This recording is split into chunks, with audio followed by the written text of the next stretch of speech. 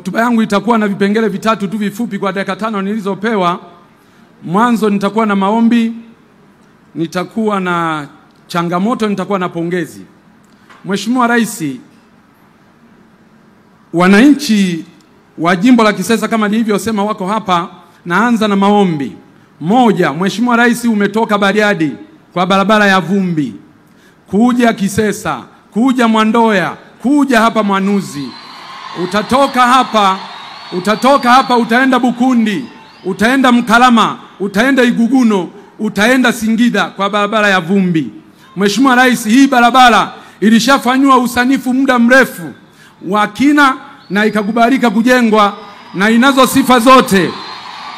sifa zote kwa sababu ni barabara ambayo inaunganisha mkoa wa Mara, mkoa wa Mwanza, mkoa wa Simiyu na mkoa wa Singida na mikoa mingine yote. Mheshimiwa Rais, tunaomba leo maliza huu ugonjwa mkubwa wa Wanameatu, maliza huu ugonjwa mkubwa wa Wanasimiyu. Mheshimiwa Rais, ninaomba kwa niaba ya Wanameatu na kwa niaba ya wananchi wa jimbo la Kisesa, naomba ujenzi wa madaraja muhimu matatu. Daraja la Mto Sanga litakalojengwa kati ya kijiji cha Isangijo pamoja na Ifungiro wilaya ya Maswa. Daraja la Mto Sanjo litakalojengwa baina ya kijiji cha Mwashata pamoja na Migato litakalounganisha wilaya ya Meatu na Itilima. Daraja la Mto Semu litakalojengwa kijiji cha Mbugabanya litaunganisha na kijiji cha Mwajidalala. Madaraja haya matatu, Mheshimiwa Rais, ni muhimu sana kwa uchumi wa wananchi hawa na ndio maana unashuhudia hizo shangwe zinazopigwa. Mheshimiwa Rais, katika maombi ninaomba jimbo la Kisesa sasa katika miundombinu hii ya kijiografia, naomba jimbo la Kisesa lipewe halmashauri ya wilaya kwa ajili ya kusukuma nguvu kubwa ya maendeleo. Mheshimiwa Rais, lakini jambo jingine ni hospitali, kituo cha afya cha Mwandoya. Kwa jiografia hii unavyoiona, naomba kituo kile cha afya kiwe hospitali teule. Mheshimiwa Rais, tunazo changamoto, nitataja chache, zingine tutapambana nazo na Mheshimiwa mkuu wa mkoa, mkuu wa wilaya, mkurugenzi mtendaji na watendaji wengine wa serikali. Lakini hizi tatu naomba kuzileta kwako, zimekuwa ni changamoto kubwa sana. Changamoto moja ni uvamizi mkubwa sana wa tembo katika wilaya nzima ya Meatu. Mheshimiwa Rais, umejenga kituo Ng'anga cha milioni 125 kwa ajili ya kudhibiti tembo. Mheshimiwa Rais, umejenga kituo cha kudhibiti tembo kijiji cha Marwiro milioni 80. Mheshimiwa Rais, kimeweka kituo pale Mbugabanya kwa ajili ya kudhibiti tembo, lakini kutokana na wingi huu wa tembo bado wanaua watu, tembo bado wanamaliza mazao ya wananchi yakiwa shambani na majumbani. Tatizo la tembo ni kubwa kwa wananchi hawa.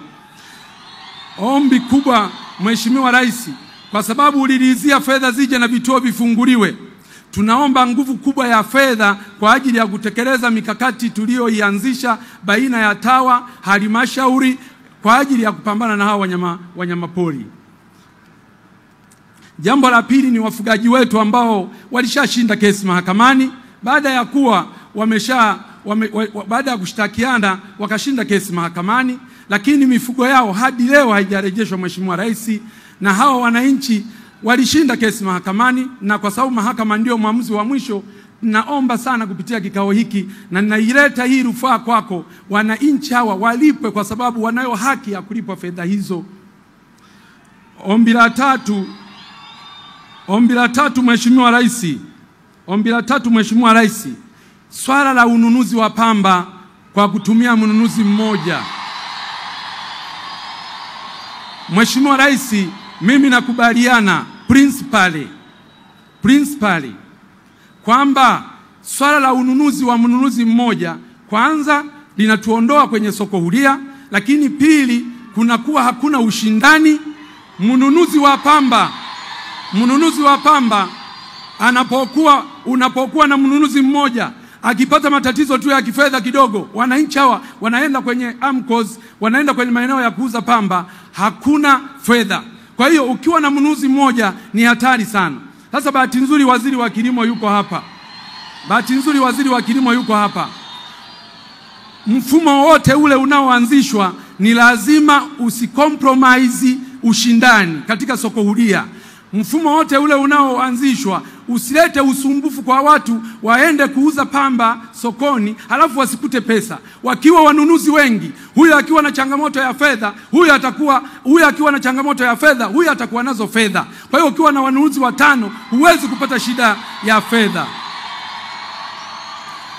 Mheshimiwa Rais, sisi kule Kisesa tunakudai. Na wale na maeneo mengine kote wanaosema wakudai zile fedha zihamishe kule zilete Kisesa, kwa sababu bado tuna mipango mingi ya maendeleo katika maeneo yetu. Sasa pongezi. Mheshimiwa Rais, umefanya makubwa.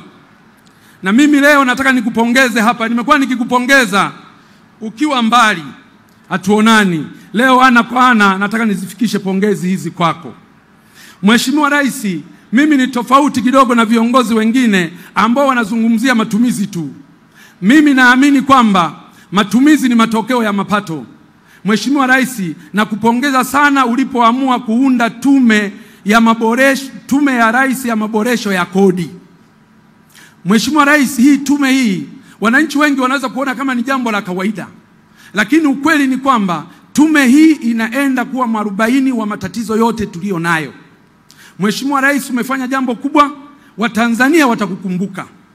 Kwa tume yetu hii, matokeo ya hii tume yatakapoletwa kwa wananchi na utekelezaji wake, tunajua fedha kwa ajili ya maendeleo katika nchi yetu zitaongezeka. Mapato yanayokusanywa leo, mimi na hapa Mpina, mapato yanayokusanywa leo na TRA pamoja na taasisi zingine za serikali yataongezeka mara 2 au zaidi. Sasa Mungu atupe nini wa Tanzania? Rais wetu umelibuni hili, na ninajua tume ya mipango muda mfupi italeta taarifa yake, na sisi akina Mpina tutahakikisha mapendekezo hayo yaliyoletwa na hiyo tume, hata yakiletwa kesho kutwa tu, bunge likiwa limebakiza siku 5, tutayasimamia kikamilifu ili kuhakikisha kwamba Watanzania wanapata tija kubwa. Tutakuwa tumetibu leo, tutapata fedha nyingi za maji, fedha nyingi za elimu, fedha nyingi za afya, fedha nyingi za kila mahala. Lakini Mheshimiwa Rais, wanawake wenzako katika sekta ya afya na Watanzania wote watakukumbuka kwa namna ulivyosimamia swala la afya. Umeenda kutembelea hospitali yetu pale, umeona huduma nzuri zinavyoendelea kutolewa. Tumejenga zahanati za kutosha, tumejenga vituo vya afya, tumeboresha hospitali za wilaya, umetuboreshea na kutujengea na kukamilika hospitali ya mkoa wa Simiyu, ambapo sasa wagonjwa wengi waliokuwa wanapelekwa Bugando sasa wanapelekwa muda mfupi tu wanaenda kutibiwa pale Simiyu, wanarudi wakiwa wamepona. Lakini umefanya kazi hiyo nzuri pia hata kwenye hospitali yetu ya taifa ya Muhimbili, ambako wagonjwa wengi waliopewa rufaa za kwenda kutibiwa India na nchi zingine, Uingereza kule, leo wanatibiwa kwenye hospitali zetu. Umeendelea kununua vifaa, umeendelea kuboresha hospitali hizo, mambo mazuri yamefanyika. Wanawake wenzako wanakukumbuka kwa kupunguza pia vifo vya kina mama na watoto. Ulipo hapa na kuahidi kwamba mama mjamzito na mtoto kazi waliopewa na Mwenyezi Mungu ya kuzaa hakuwapa kifo, na ndio maana ukakataa ukasema lazima huduma za afya ziboreshwe kila mahala.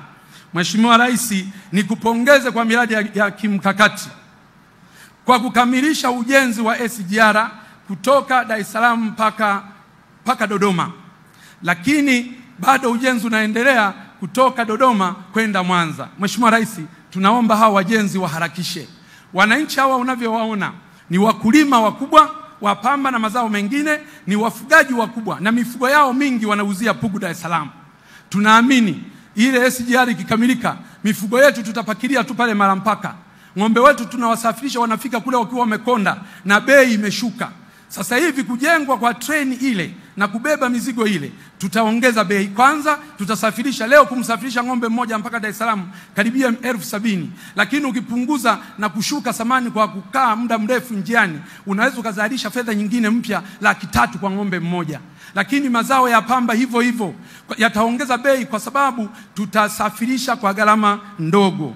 Mheshimiwa Rais, umekamilisha bwawa la Mwalimu Nyerere lote, megawatts zote 2115. Tunakushukuru sana, Watanzania wanakushukuru sana. Tunajua viwanda vingi vitakuja kujengwa, wawekezaji wengi watakuja kujengwa, na hivyo utakuwa umetatua tatizo la kiuchumi la Watanzania. Utakuwa umetatua tatizo la ajira ya vijana wetu ambao wanasoma leo wanakosa ajira. Uwepo wa viwanda vingi na wawekezaji wengi, ajira kwa vijana zitapatikana.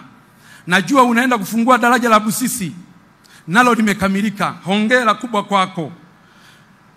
Ujenzi wa MV Mwanza hapa kazi tu, na yenyewe imekamilika. Mheshimiwa, hongera sana. Nimalizie kwa pongezi kwa kusema tumefanya miradi mikubwa ya elimu, miradi mikubwa ya afya, miradi mikubwa ya maji, miradi mikubwa ya barabara, miradi mikubwa ya mawasiliano, miradi mikubwa ya umeme, miradi mikubwa ya kilimo na mifugo. Mheshimiwa Rais, ukifika jimbo la Mpina, ukiwa kwenye helikopta, ukiwa juu, utazani mwanamke kasuka twende Kilioni. Msuko wa twende Kilioni. Pamepasuliwa barabara kila sehemu. Pamepasuliwa barabara kila sehemu. Nadhani ni jimbo lako la kwanza Tanzania kwa ujenzi wa barabara bora kama hilo. Na tumeletewa kwenye barabara ni kama bilioni 7, kwenye maji bilioni 8. Na maji menyewe tumepiga hatua kweli kweli. Mheshimiwa Rais, changamoto ya muda. Umesema hapa mradi wa tabia ya nchi, ule wa Ziwa Victoria. Mheshimiwa Rais, najua unakumbuka vizuri nikiwa naibu wako ofisi ya makamu wa rais muungano na mazingira. Mheshimiwa Rais, nilikuwa nakusogezea mafaili ya hilo. Tulianza zamani, na huo mradi uliuanza zamani, hujauanza ukiwa rais. Uliuanza ukiwa makamu wa rais, na nilikuwa nakusogezea mafaili ili huu mradi utekelezwe haraka wa maji kutoka Ziwa Victoria. Sasa huu mradi wetu unatekelezwa kwa awamu, wanakuja polepole mpaka pale Itilima. Alafu huku sisi baadaye. Mimi Mheshimiwa Rais, naomba hebu anze kuchimba tu kutokea Busega huko, wachimbe mpaka hapo kwa Mpina Mwandoya, waje wachimbe huko, waunganishe moja kwa moja kwa muda mfupi ili tuweze kupata maji kwa urahisi zaidi. Mheshimiwa Rais, nisipoteze muda wako, lakini niseme tu nilizunguka jimbo zima kusoma ilani. Nilipomaliza kusoma ilani kata kwa kata, wananchi wakasema, Mpina, kwa namna mlivyotekeleza ilani na Mheshimiwa Rais, basi sisi tunasema Samia aendelee. Wakasema tena Mpina aendelee.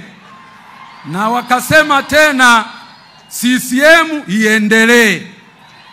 Kwa hiyo hata pale kwenye majina pale sina mashaka kwa ujumbe niliofikisha kutoka kwa wananchi hawa. Mheshimiwa Rais, asante sana, karibu sana Kisesa, asante sana.